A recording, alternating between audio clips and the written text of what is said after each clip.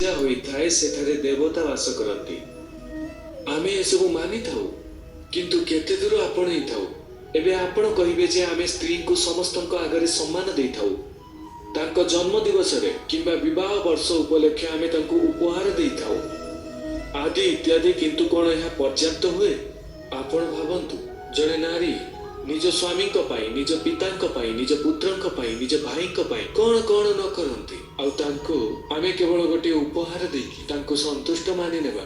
ନାରୀଙ୍କୁ ସ୍ୱର୍ଣ୍ଣ ଆଭୂଷଣର ଆବଶ୍ୟକତା ନଥାଏ, ଦାମୀ ବସ୍ତ୍ର ଦରକାର ନଥାଏ।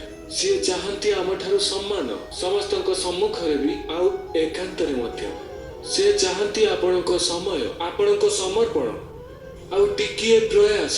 ଆପଣ ତାଙ୍କୁ ଅନୁଭବ କରାଇବେ ଯେ ହଁ, ଆପଣଙ୍କ ଜୀବନରେ ତାଙ୍କର ସ୍ଥାନ ଅଛି, ସମାନତାର ଭାଗ ଅଛି। ତେବେ ଆପଣ କହିପାରିବେ, ଯତ୍ର ନାର୍ଯ୍ୟସ୍ତୁ ପୂଜ୍ୟତେ ରମନ୍ତେ ତତ୍ର ଦେବତା। ରାଧେ ରାଧେ।